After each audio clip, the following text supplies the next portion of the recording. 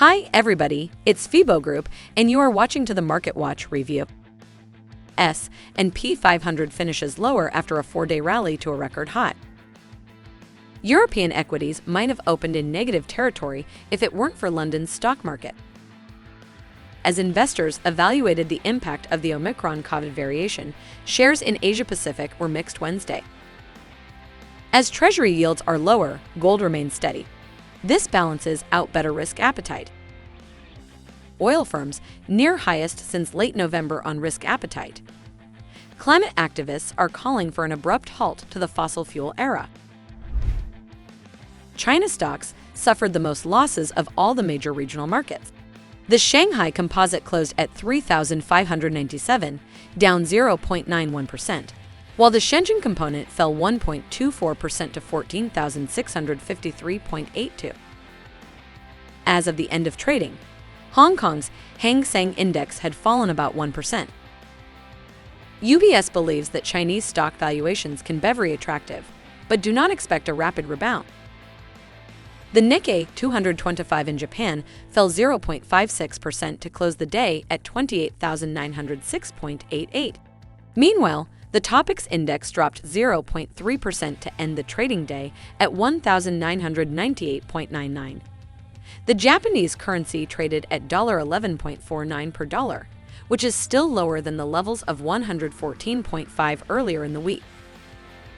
Japan's factory output rose at its fastest pace since 2013, reaching a record high of 7.2% in November. The factory production grew 7.2% in November compared to the previous month. This is its highest jump since 2013. Australian stocks rose after the S&P ASX 200 surged 1.21% to close at 7,509.80. After recent falls from over $0.725, the Australian dollar traded at $0.722. The Stoxx 600 is now within striking distance of a new record, rising to 490.10 point, which is 0.48 points below its historic November 17 peak. European equities could have opened in negative territory if it weren't for London's stock market.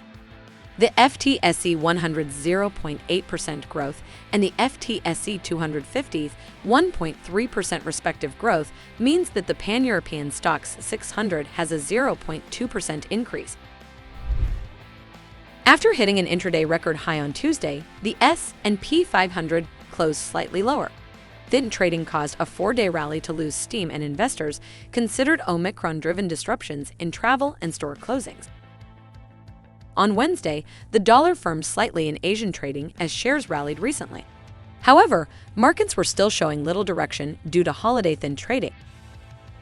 Morgan Stanley stated that most severe supply chain disruptions have already begun to ease and will be resolved more fully in the first half 2022.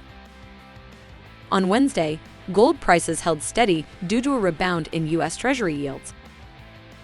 On Wednesday, U.S. crude oil rose for the 6th consecutive session. Brent gained ground on Wednesday thanks to a broad-based rally on global markets supporting prices. That's all for me. Closely monitor the news background and be prepared for all the surprises of the market.